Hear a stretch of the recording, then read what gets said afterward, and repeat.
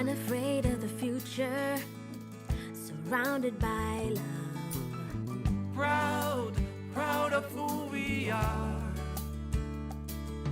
These fields and the hills. RSTAC is the acronym for Republican Status Transition Advisory Committee.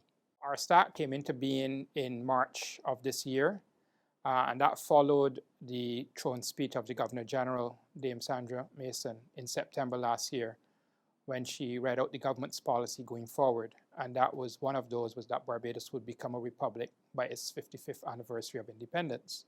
Well, what we needed to do was A, to look at our constitution as it existed and see what was necessary to be changed in that to allow for Barbados to move from being a monarchical system, meaning that the Queen is the head of our state, and moving into, well, it's really a constitutional monarchy because the Queen is our head of our state, but we are run by our Parliament of Barbados. So moving from a constitutional monarchy into a parliamentary republic, and we started that work by looking at the elements in the constitution that were needed to be changed. Also, what was also needed to be done in terms of our different rulings and regulations relating to the word royal, crown, honors, or national honors, and so on. So that is the type of work that we started on in March of this year and going forward. What we did recognize, what government recognized early, was that we could not look at the entire constitution in such a short period of time.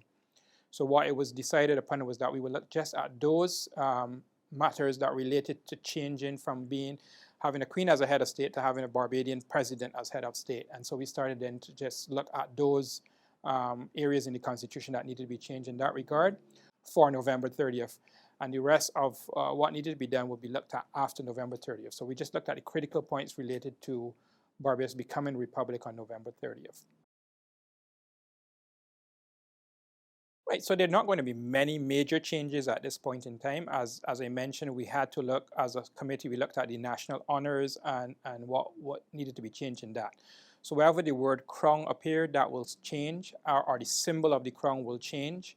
And where you had the need for change in terms of royal, that will also be a change will occur there where it's necessary. So for example, the Royal Barbados Police Force will become the Barbados Police Service. I think that's what government has approved.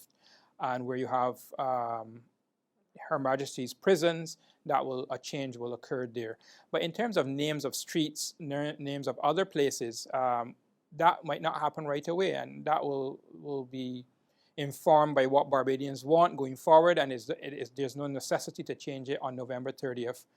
Names of roads, names of places, for example, that will be something that will have to be done going forward if it needs to be done. If Barbadians want it that way, they want their names to reflect who they are, and that will be done in the long term.